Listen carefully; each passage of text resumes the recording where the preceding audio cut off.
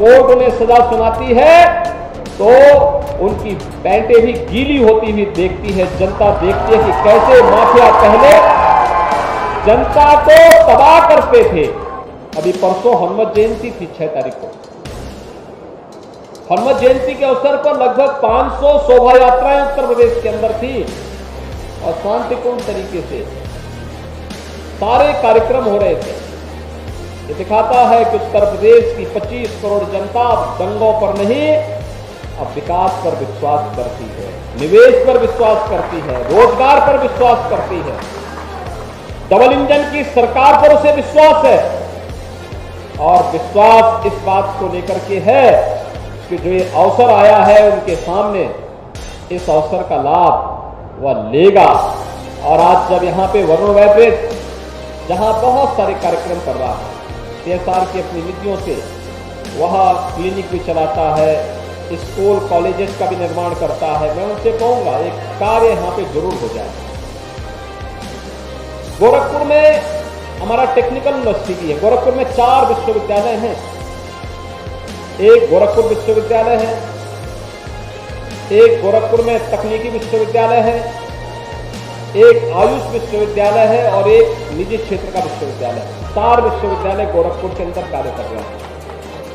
सैकड़ों कॉलेजेस हैं, engineering college हैं, पॉलिटेक्निक हैं, ITI हैं। और मेरा आपसे अनुरोध होगा, गोरखपुर या पूर्वी उत्तर प्रदेश के अंदर आप ओपन वार्ड निकालिए कि आपको क्या चाहिए और उस प्रकार का मैन पावर को यहाँ पे ट्रेनिंग का कार्यक्रम गीडा के साथ मिलकर के अगर आप कर पाएंगे तो मुझे लगता है कि ये तमाम उद्योगों के लिए एक स्किल मैन पावर का भी एक माध्यम बनेगा कि जिस समय उद्योग तैयार होगा उस समय आपके पास स्किल मैन पावर भी आपके पास यहाँ मौजूद होगा और यहाँ के नौजवानों को कहीं और जगह नहीं जाना पड़ेगा, उसको तो यहाँ रोजगार मिलेगा ही मिलेगा, लेकिन साथ साथ उद्योग को भी स्किल मैन पावर मिलने के कारण पहले दिन से ही उसको अच्छा कार्य करने का एक अवसर प्राप्त होगा। अभी गोरखपुर में प्रधानमंत्री जी ने 1 वर्ष पहले ही 26 वर्षों से बंद गोरखपुर फर्टिलाइजर कारखाने को शुरू किया। 1 वर्ष पहले कारखाना शुरू हुआ, आपने देखा होगा फर्टिलाइजर कारखाना लगभग 8 से 10 हजार करोड़ रुपए का निवेश वहां हुआ और कारखाना आज चल रहा है। स्किल मैन पावर का परिणाम क्या होता है? स्किल मैन पावर का परिणाम यही होता है, वह कारखाना आज 105 और उसे 110% की क्षमता से चल रहा है। अब 100% नहीं, 100% को क्रॉस करते हुए कार्य कर रहा है। ये स्किल मैन पावर जब उद्योग के साथ जुड़ता है तो उसको पहले दिन से ट्रेनिंग या अप्रेंटिसशिप की आवश्यकता नहीं पड़ती। आप अपनी बात बताइए, आपको किस प्रकार का मैन पावर चाहिए? स्किल डेवलपमेंट के centre, ITI, polytechnic, engineering colleges, विश्वविद्यालय अपने विश्वविद्यालयों में उस प्रकार के नौजवानों को पढ़ाते हैं। और हमने तो आज इस समय एक बात व्यवस्था बनाई, उत्तर प्रदेश के नौजवानों को 2 करोड़ नौजवानों को हम लोग वर्तमान में टैबलेट और स्मार्टफोन सरकार की तरफ से उपलब्ध करवा रहे हैं, सरकार की तरफ से उपलब्ध करवाने का कार्य कर रहे हैं। तकनीकी दृष्टि से हमारा यूथ सक्षम बन सके, ये उसी प्रयास का भाग है। ये जो पूर्वांचल एक्सप्रेसवे है, एक लखनऊ की तरफ जा रहा है और दूसरा यहां से आजमगढ़, अंबेडकर नगर, आजमगढ़ होते हुए फिर लखनऊ पहुंचेगा। यहां से लखनऊ की दूरी 3.25 घंटे में पूरी की जा सकती है। दोनों किसी भी मार्ग से आप जाएंगे, अयोध्या होते हुए जाएंगे, चाहे यहां से अंबेडकर नगर होते हुए जाएंगे, 3.25 घंटे से ज्यादा नहीं लगेगा। और जब दोनों मार्ग बन जाएंगे, आप देखना मात्र यह 3 घंटे में दूरी तय हो जाएगी। किसी भी मार्ग से आप जाएंगे 3 घंटे में लखनऊ। मुझे लगता है तब सड़क से चलना लोग ज्यादा पसंद करेंगे और इस पर भी युद्ध स्तर पर कार्य चलेगा। जब ये उद्योग बनकर के तैयार होगा तब तक हम लोग पूर्वांचल एक्सप्रेसवे के लिंक एक्सप्रेसवे को भी बना करके तैयार करवा देंगे, आपकी कनेक्टिविटी को और बेहतरीन करेंगे। आज यहाँ पर ढेर सारे उद्योग आने जा रहे हैं। यहां से लेकर के धुलिया पार तक हम लोग लगभग 1000 एकड़ लैंड में अलग अलग उद्योग देने जा रहे हैं। एक प्लास्टिक पार्क भी यहां आने जा रहा है। जेल के साथ मिलकर के इस कार्यक्रम को हम आगे बढ़ा रहे हैं। प्लेटेड फैक्ट्रीज भी यहां पे लग रही है। अन्य तमाम नए उद्योगों के लिए यहां पर लोगों में एक नया उत्साह देखने को मिल रहा है और ये उत्तर प्रदेश के अंदर हरेक स्थान पर आज निवेश हो रहा है। अच्छा इंफ्रास्ट्रक्चर, आज के दिन पर हम लोग पूर्वांचल को जोड़ने के लिए पूर्वांचल एक्सप्रेसवे दे चुके हैं। बुंदेलखंड को जोड़ने के लिए बुंदेलखंड एक्सप्रेसवे दे चुके हैं। पश्चिमी उत्तर प्रदेश को मध्य उत्तर प्रदेश और पूर्वांचल से जोड़ने के लिए गंगा एक्सप्रेसवे का निर्माण युद्ध स्तर पर चल रहा है। गोरखपुर लिंक एक्सप्रेसवे पर युद्ध स्तर पर कार्य चल रहा है। इंटर स्टेट कनेक्टिविटी 4 लेन की हो रही है, लगभग हो चुकी है। नेपाल से जोड़ने के लिए बिहार, झारखंड, छत्तीसगढ़, मध्य प्रदेश, राजस्थान, हरियाणा, उत्तराखंड, ये जितने भी राज्य हैं इन सबको जोड़ने के लिए हम लोग 4 लेन की कनेक्टिविटी दे चुके हैं।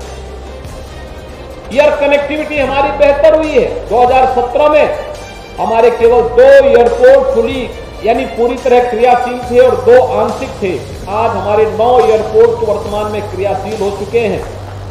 12 एयरपोर्ट पे हम काम करने जा रहे हैं, 12 एयरपोर्ट पर, और तेजी के साथ एक कार्यक्रम आगे बढ़ाए जा रहे हैं। 12 नए एयरपोर्ट आने जा रहे हैं। 5 इंटरनेशनल एयरपोर्ट होंगे। मेट्रो का निर्माण युद्ध स्तर पर हो रहा है। कहीं मेट्रो, कहीं रोपवे, पब्लिक ट्रांसपोर्ट के अत्याधुनिक साधन दे रहे हैं। और कानून व्यवस्था के लिए तो कहना ही क्या है। जो लोग पहले उत्तर प्रदेश की कानून व्यवस्था को दता बताते थे, आज आप देख रहे होंगे उनके सामने स्वयं के जान के लाले पड़ रहे हैं। जब कोर्ट उन्हें सजा सुनाती है तो उनकी पैंटें भी गीली होती हुई देखती है। जनता देखती है कि कैसे माफिया पहले जनता को तबाह करते थे, उद्योगपतियों को धमकी भेजते थे, व्यापारियों का अपहरण करते थे, और आज उनकी सब सिट्टी पिट्टी गुम है। सबके सामने जान के लाले पड़े हुए हैं। कानून का राज होगा। कानून के अलावा किसी को कानून के इधर कार्य करने की इजाजत कतई नहीं दी जाएगी। और यह सरकार का संकल्प है और सरकार अपने जीरो टॉलरेंस की उस नीति के तहत आगे भी पूरी प्रतिबद्धता के साथ कार्य करेगी। मैं आज अपने सभी उन उद्यमियों को आश्वस्त करता हूं, उत्तर प्रदेश के अंदर न केवल उनकी पूंजी सुरक्षित रहेगी बल्कि उन्हें ढेर सारा अवसर मिलेगा। इतना बड़ा मार्केट दुनिया के अंदर कहीं नहीं मिल सकता जितना बड़ा उत्तर प्रदेश है। और उत्तर प्रदेश के अंदर नौजवानों को नौकरी की सुविधा भी उसी तरीके से आगे बढ़ती हुई दिखाई देनी चाहिए। उनके लिए सरकार ने अप्रेंटिसशिप की स्कीम भी निकाली है। सरकार भी उसमें आधा मान दे देगी। जहां भी ये कार्यक्रम चलेंगे, हर उद्यम के साथ हर उद्योग को हम आगे बढ़ाने का कार्य करेंगे। और जो निवेश करेगा, इंसेंटिव भी, निवेश के उत्पादन के साथ इंसेंटिव भी ऑनलाइन उन्हें भुगतान करने की प्रक्रिया के साथ अब हम लोग जोड़ चुके हैं। कहीं किसी भी स्तर पर कोई फाइल नहीं अटकने वाली है। मुख्यमंत्री कार्यालय स्वयं इसकी मॉनिटरिंग करेगा। इसलिए मैं आज के इस अवसर पर जयपुरिया जी को, श्री रविकांत जयपुरिया जी को और उनकी पूरी टीम को आश्वस्त करता हूं। राज्य सरकार और हमारा पूरा प्रशासन पूरी प्रतिबद्धता के साथ उत्तर प्रदेश के विकास के लिए कार्य कर रही है। आप निवेश करें, समयबद्ध तरीके से इसे आगे बढ़ाइए। सरकार सभी प्रकार की सुविधाएं और सुरक्षा आप सबको उपलब्ध कराएगी। हर व्यापारी को, हर उद्यमी को, हर नागरिक को। उत्तर प्रदेश की 25 करोड़ जनता के प्रति हमारी ये जवाबदेही है और हम अपनी इस जवाबदेही के साथ बंधे हुए हैं। हर नागरिक के जीवन में खुशहाली लाना, उसके जीवन में हर प्रकार की खुशहाली लाने के लिए सरकार के इन संकल्पों को आगे बढ़ाने के लिए ही सरकार इन सभी प्रक्रियाओं को आगे बढ़ा रही है। और जो 35 लाख करोड़ रुपए के निवेश के प्रस्ताव उत्तर प्रदेश को प्राप्त हुए हैं, ये उन्हीं संकल्पों को आगे बढ़ाने की प्रक्रिया का हिस्सा है। और उस प्रक्रिया में वरुण वैब्रेस ने रुचि दिखाई, मैं इसके लिए हृदय से धन्यवाद दूंगा।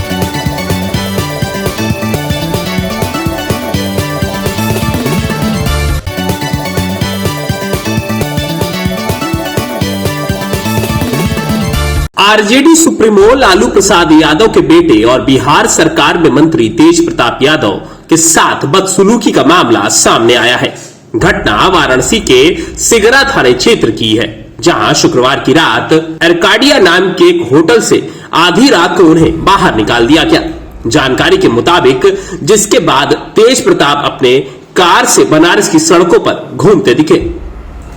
वहीं दूसरी तरफ होटल संचालन की इस बदसलूकी के खिलाफ तेज प्रताप के सहायक मिशाल सिन्हा ने सिगरा थाना में इसकी लिखित शिकायत की है। पुलिस को दी गई शिकायत में यह लिखा गया है कि आर्केडिया होटल से बिना उन्हें किसी सूचना दिए होटल प्रबंधक ने उनके सिक्योरिटी में लगे जवानों का सामान कमरे से निकालकर रिसेप्शन पर रख दिया।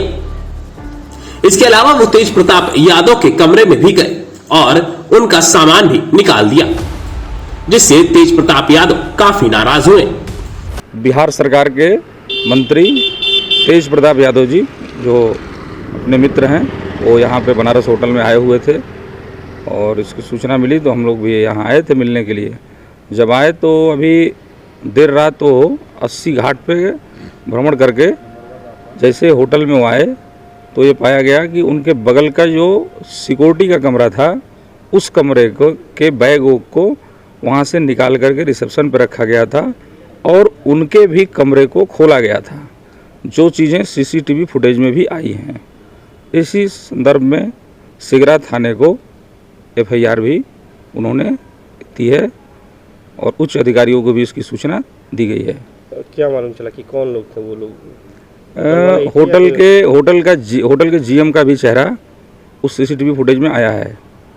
क्या कुछ बातें हुई आप लोगों से? कि बातें हुई उन्होंने बताया कि कमरा, उनका कहना था एक कमरा एक ही बुक था आज के लिए, जबकि ऐसी कोई जानकारी नहीं दी गई थी, ना ही कोई फ़ोन किया गया था और बिना जानकारी दिए ऐसा कृत्य किया गया।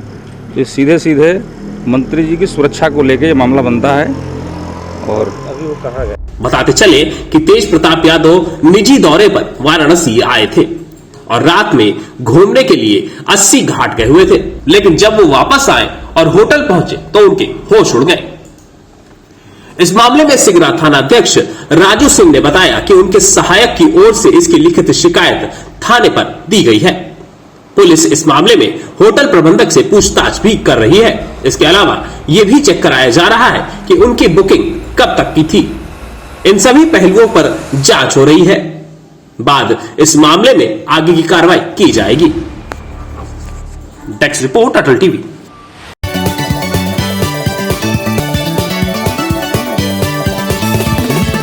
ग्रंथों का अपमान हुआ है, जितना हिंदुत्व का अपमान हुआ है, सबका ब्याज के सहित बदला लूंगा मैं। याचना नहीं अब रण होगा, संग्राम महाभीषण होगा। मरे मुलायम का श्री राम, प्रेम से बोलो। तो मित्रों, तुलसी पीठाधीश्वर जगत गुरु स्वामी राम भद्राचार्य ने राम भक्तों के एक एक खून का बदला लिए जाने की बात कही है। शुक्रवार को आगरा में श्री राम कथा के दौरान उन्होंने कहा, हमने किसी का अपमान नहीं किया, लेकिन हमारे ग्रंथों का अपमान हुआ है, हिंदुत्व का अपमान हुआ है। याचना नहीं अब रण होगा, संग्राम महाभीषण होगा। अयोध्या की घटना का जिक्र करते हुए उन्होंने कहा, 1990 की घटना को हम भूल नहीं सकते हैं। निहत्थे राम भक्तों पर गोली चला दी गई थी, सरयू मैया खून से लाल हो गई थी, कोठारी वंश का नाश हो गया, 2 बच्चों को घर से घसीट कर लाया गया और गोली मार दी गई। अब राम भक्तों के एक एक खून का बदला लिया जाएगा। राम भद्राचार्य ने विपक्षियों द्वारा भाजपा का एजेंट बताए जाने का भी जवाब दिया है। उन्होंने कहा है, मेरे लिए कहा जा रहा है कि मैं भाजपा का एजेंट हूं। मैं भाजपा का एजेंट नहीं हूं, भाजपा मेरी एजेंट जरूर हो सकती है। मैं जगत गुरु। हिंदुओं को यह विश्वास दिलाता हूं कि जहां हिंदुत्व को चुनौती मिलेगी, मैं त्रिदंड लेकर वहां मौजूद रहूंगा और प्रत्येक पक्ष का उत्तर दूंगा। मुलायम और कांशीराम को लेकर दिए गए बयान पर रामभद्राचार्य ने कहा, ये लोग हमको कुछ भी कह ले, हमको परेशानी नहीं होती, लेकिन हम कुछ कह दें तो इनको मिर्ची लग जाती है। जब इन लोगों ने कहा मिले मुलायम कांशीराम हवा में उड़ गए, जय श्री राम, तो हमने कुछ नहीं कहा। जब कल मैंने कह दिया तो क्यों मिर्ची लग गई? मैं आदर करता हूं नेताजी का भी और कांशीराम का भी।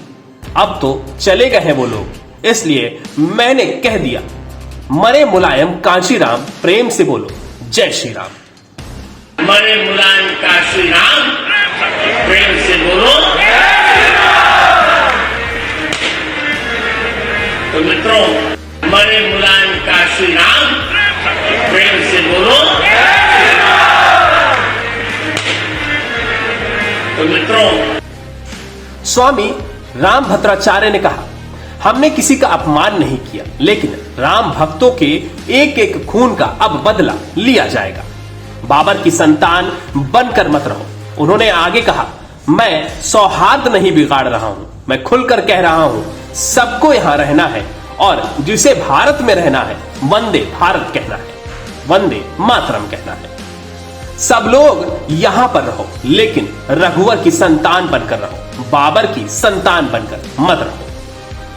रामभद्राचार्य ने सवाल किया, क्या हमने रहीम जी को चित्रकूट में स्थान नहीं दिया?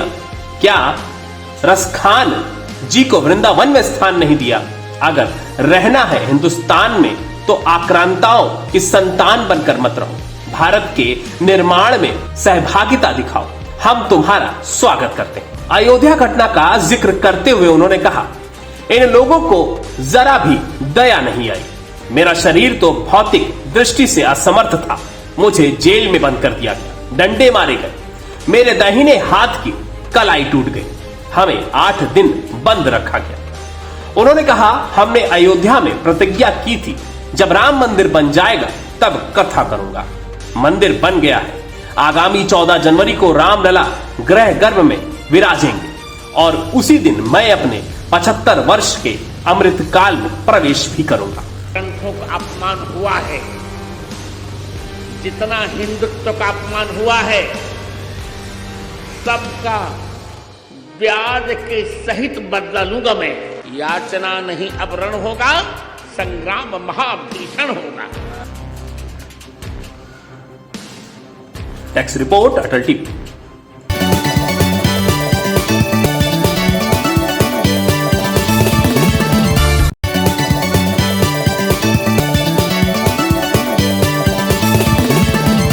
राजा भैया ने लगातार उत्तर प्रदेश के प्रतापगढ़ जिले से एक बड़ी खबर सामने आई है। खबर है कि कुंडा विधायक रघुराज प्रताप सिंह उर्फ राजा भैया की कोरोना रिपोर्ट नेगेटिव आई है। इस बात की पुष्टि खुद प्रतापगढ़ के सीएमओ जेएम शुक्ला ने की है। वहीं सीएमओ ने जानकारी देते हुए यह भी बताया है कि राजा भैया के बेटे ब्रिजराज सिंह कोरोना पॉजिटिव हो गए हैं। साथ ही में सीएमओ ने यह भी कहा कि अगर कहीं पर भी राजा भैया के कोरोना पॉजिटिव होने की खबर चल रही है तो वो पूरी तरह से गलत है। दरअसल शुक्रवार से ही अफवाहों का बाजार गर्म था कि राजा भैया को कोरोना हो गया है और उन्होंने अपने आप को कुंडा के बेती स्थित राजमहल में आइसोलेट कर लिया है। सीएमओ के अनुसार राजा भैया के बेटे ब्रिजराज सिंह को बुखार आने पर कोरोना जांच कराई गई थी, वो कोरोना पॉजिटिव निकले। सीएमओ के मुताबिक ब्रिजराज सिंह इस समय या तो लखनऊ या मुंबई में है। दरअसल बेटे ब्रिजराज सिंह की रिपोर्ट कोरोना पॉजिटिव आने के बाद राजा भैया ने खुद को आइसोलेट कर लिया था। इसके बाद अफवाह फैल गई थी कि वो कोरोना संक्रमित है। हालांकि सीएमओ ने ऐसी अफवाहों पर पूर्णतः विराम लगा दिया है। लेकिन जिस तरह से उत्तर प्रदेश में कोरोना के केसेस बढ़ रहे हैं, ये कहीं ना कहीं हमारे और आपके लिए सतर्क होने की बात है। टैक्स रिपोर्ट, अटल टीवी।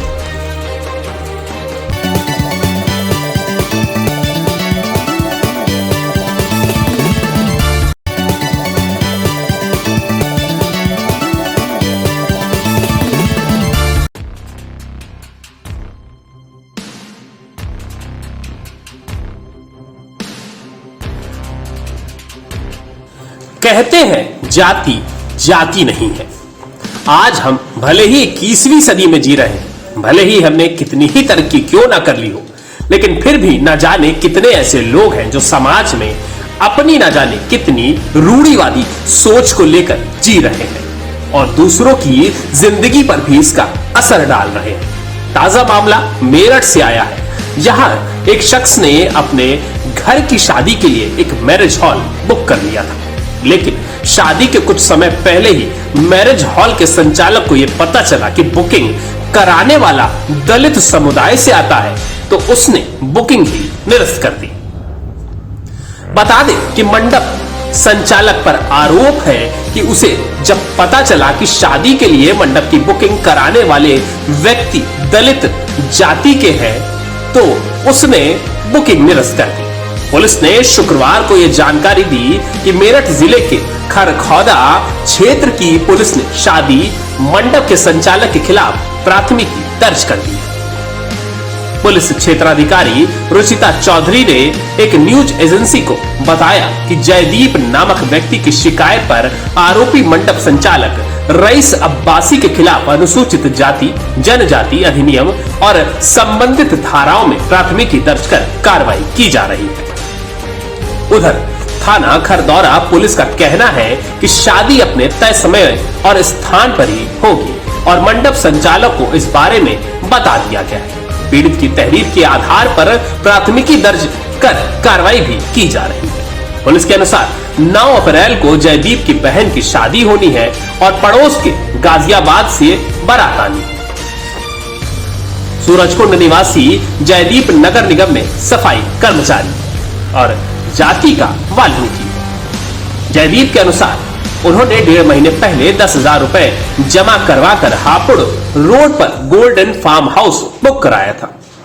इस पूरे मामले पर बीजेपी पार्षद का क्या कुछ कहना है, आइए वो भी आपको सुनवा देते हैं। भाई साहब, किस मामले को लेकर आज आप कप्तान ऑफिस आए? हम इस मामले को लेकर आए हैं कि अभी 1 महीने पहले हमने मंडप बुक किया था लोहिया नगर में। 9 तारीख की शादी है। अब उसने जब उसे पता चला कि ये वाल्मीकि हैं, तो उसने ये मना कर दिया कि आप वाल्मीकि, हम ये शादी नहीं होने देंगे। 4 दिन पहले मना कर दिया कि शादी नहीं होने देंगे हमेशा। ये आज भी इस देश में जातिवाद फैला हुआ है कि कितना घिनौना काम किया जा रहा है और इस तरह हमारी शादी है, शादी में रुकावट पैदा कर दिया है। कैसे करेंगे हम ये बर्दाश्त से बाहर है बिल्कुल भी। मना क्यों कर रहे हैं वो? मना इसलिए कर रहे हैं क्योंकि हम वाल्मीकि हैं। उसने ये कहा कि भाई हमें पहले पता हो जाता कि आप वाल्मीकि हैं तो हमारे लिए बुक नहीं करते ये। अच्छा, 2 दिन इस तरह की मनोवर्ती आज भी देश में है। 2 दिन शादी को बचे, अब ऐसी स्थिति में अब आप लोग कैसे व्यवस्था करोगे? शादी वही होगी उसी मंडप में होगी। हमें कुछ भी करना पड़े। कप्तान साहब से मुलाकात की? कप्तान साहब से हमने कहा, कप्तान साहब ने कहा कि हम इसके खिलाफ मुकदमा दर्ज कर रहे हैं। हमने ये बात कही कि मुकदमा दर्ज कीजिए, लेकिन शादी हमारी वही होगी 9 तारीख में, हर हालत में वही होनी शादी। यकीन नहीं होता कि आज जब हम ऐसे समाज की बात कर रहे हैं जहां सबको एक नजर से देखने की बात की जाती है, वहां से ऐसी खबरें आ रही हैं। सवाल उठता है कि क्या वाकई में आगे हम बढ़ रहे हैं या बंधे हैं अब भी उन्हीं पुरानी बेड़ियों में, जिससे हमें अभी तक आजादी नहीं मिल पाई। टेक्स्ट रिपोर्ट, अटल टीवी।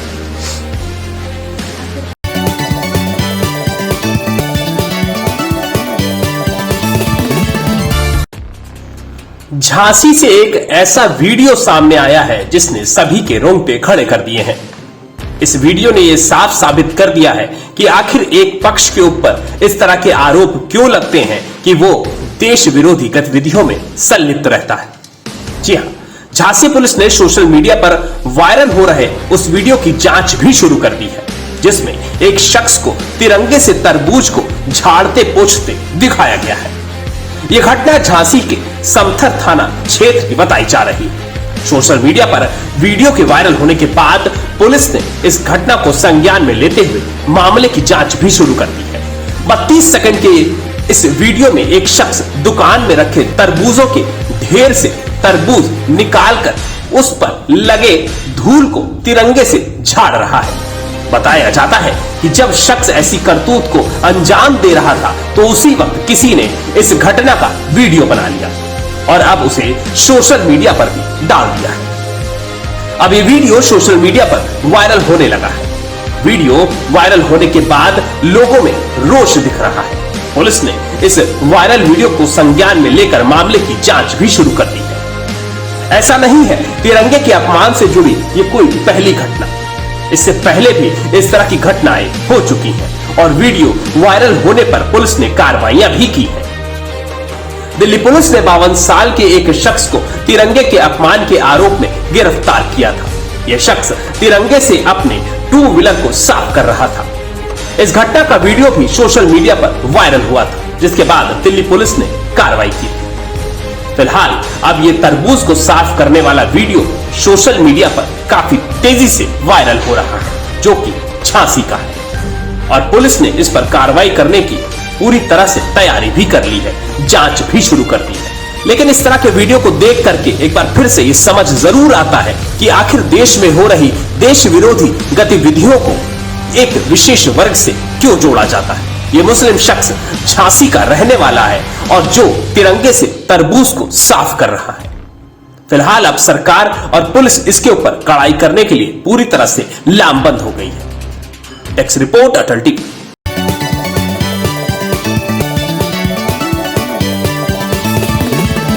जब कोर्ट उन्हें सजा सुनाती है तो उनकी पैंटें भी गीली होती हुई देखती है। जनता देखती है कि कैसे माफिया पहले जनता को तबाह करते थे। अभी परसों हनुमत जयंती थी 6 तारीख को।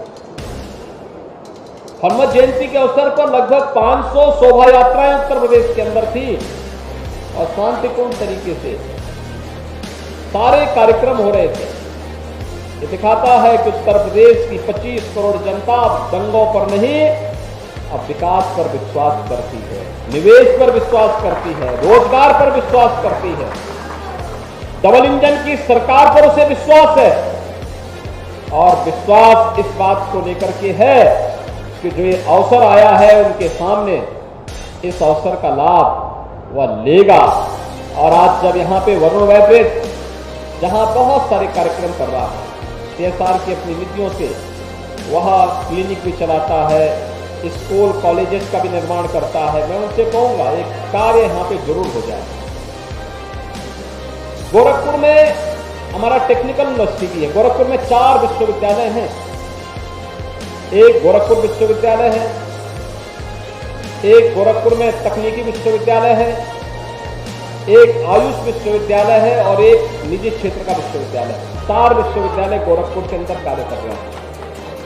सैकड़ों कॉलेजेस हैं, इंजीनियरिंग कॉलेज हैं, पॉलिटेक्निक हैं, ITI हैं।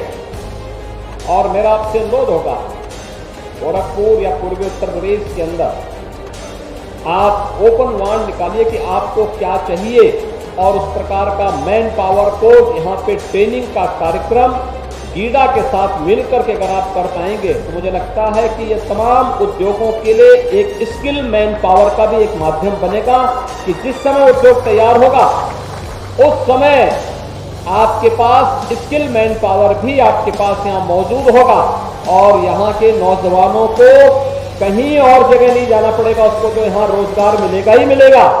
लेकिन साथ साथ उद्योग को भी स्किल मैन पावर मिलने के कारण पहले दिन से ही उसको अच्छा कार्य करने का एक अवसर प्राप्त होगा। अभी गोरखपुर में प्रधानमंत्री जी ने 1 वर्ष पहले ही 26 वर्षों से बंद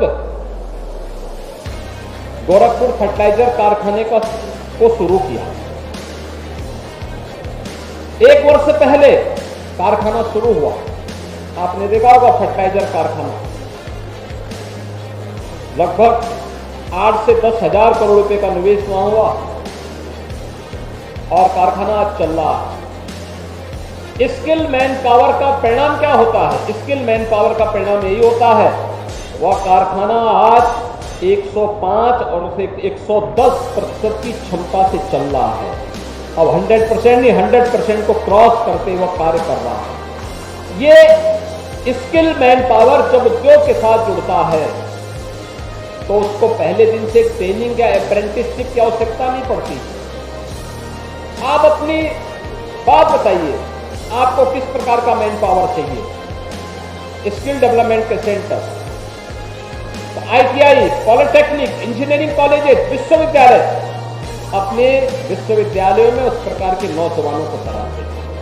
और हमने तो आज इस समय एक बात व्यवस्था बनाई, उत्तर प्रदेश के नौजवानों को 2 करोड़ नौजवानों को हम लोग वर्तमान में टैबलेट और स्मार्टफोन सरकार की तरफ से उपलब्ध करवा रहे हैं, सरकार की तरफ से उपलब्ध करवाने का कार्य कर रहे हैं। तकनीकी दृष्टि से हमारा यूथ सक्षम बन सके, ये उसी प्रयास का भाग है। ये जो पूर्वांचल एक्सप्रेसवे है, एक लखनऊ की तरफ जा रहा है और दूसरा यहां से आजमगढ़, अंबेडकर नगर, आजमगढ़ होते हुए फिर लखनऊ पहुंचेगा। यहां से लखनऊ की दूरी 3.25 घंटे में पूरी की जा सकती है। दोनों किसी भी मार्ग से आप जाएंगे, अयोध्या होते हुए जाएंगे, चाहे यहां से अंबेडकर नगर होते हुए जाएंगे, 3.25 घंटे से ज्यादा नहीं लगेगा। और जब दोनों मार्ग बन जाएंगे, आप देखना मात्र यह 3 घंटे में दूरी तय हो जाएगी। किसी भी मार्ग से आप जाएंगे 3 घंटे में लखनऊ। मुझे लगता है तब सड़क से चलना लोग ज्यादा पसंद करेंगे और इस पर भी युद्धस्तर पर कार्य चलेगा। जब ये उद्योग बनकर के तैयार होगा, तब तक हम लोग पूर्वांचल एक्सप्रेसवे के लिंक एक्सप्रेसवे को ही बना करके तैयार करवा देंगे, आपकी कनेक्टिविटी को और बेहतरीन करेंगे। आज यहाँ पर ढेर सारे उद्योग आने जा रहे हैं, यहां से लेकर के धुलिया पार तक हम लोग लगभग 1000 एकड़ लैंड में अलग अलग उद्योग देने जा रहे हैं। एक प्लास्टिक पार्क भी यहां आने जा रहा है, गेल के साथ मिलकर के इस कार्यक्रम को हम आगे बढ़ा रहे हैं। प्लेटेड फैक्ट्रीज भी यहां पे लग रही है। अन्य तमाम नए उद्योगों के लिए यहां पर लोगों में एक नया उत्साह देखने को मिल रहा है और ये उत्तर प्रदेश के अंदर हरेक स्थान पर आज निवेश हो रहा है। अच्छा इंफ्रास्ट्रक्चर, आज के दिन पर हम लोग पूर्वांचल को जोड़ने के लिए पूर्वांचल एक्सप्रेसवे दे चुके हैं, बुंदेलखंड को जोड़ने के लिए बुंदेलखंड एक्सप्रेसवे दे चुके हैं, पश्चिमी उत्तर प्रदेश को मध्य उत्तर प्रदेश और पूर्वांचल से जोड़ने के लिए गंगा एक्सप्रेसवे का निर्माण युद्ध स्तर पर चल रहा है, गोरखपुर लिंक एक्सप्रेसवे पर युद्ध स्तर पर कार्य चल रहा है, इंटर स्टेट कनेक्टिविटी 4 लेन की हो रही है, लगभग हो चुकी है। नेपाल से जोड़ने के लिए बिहार, झारखंड, छत्तीसगढ़, मध्य प्रदेश, राजस्थान, हरियाणा, उत्तराखंड, ये जितने भी राज्य हैं इन सबको जोड़ने के लिए हम लोग 4 लेन की कनेक्टिविटी दे चुके हैं। एयर कनेक्टिविटी हमारी बेहतर हुई है। 2017 में हमारे केवल 2 एयरपोर्ट फुली यानी पूरी तरह क्रियाशील थे और 2 आंशिक थे। आज हमारे 9 एयरपोर्ट वर्तमान में क्रियाशील हो चुके हैं। 12 एयरपोर्ट पे हम काम करने जा रहे हैं, 12 एयरपोर्ट पर, और तेजी के साथ एक कार्यक्रम आगे बढ़ाए जा रहे हैं। 12 नए एयरपोर्ट आने जा रहे हैं, 5 इंटरनेशनल एयरपोर्ट होंगे। मेट्रो का निर्माण युद्ध स्तर पर हो रहा है, कहीं मेट्रो, कहीं रोपवे, पब्लिक ट्रांसपोर्ट के अत्याधुनिक साधन दे रहे हैं। और कानून व्यवस्था के लिए तो कहना ही क्या है। जो लोग पहले उत्तर प्रदेश की कानून व्यवस्था को बताते थे, आज आप देख रहे होंगे उनके सामने स्वयं के जान के लाले पड़ रहे हैं। जब कोर्ट उन्हें सजा सुनाती है तो उनकी पैंटें भी गीली होती हुई देखती है। जनता देखती है कि कैसे माफिया पहले जनता को तबाह करते थे, उद्योगपतियों को धमकी भेजते थे, व्यापारियों का अपहरण करते थे, और आज उनकी सब सिट्टी गुम है। सबके सामने जान के लाले पड़े हुए हैं। कानून का राज होगा। कानून के अलावा किसी को कानून के इधर कार्य करने की इजाजत कतई नहीं दी जाएगी।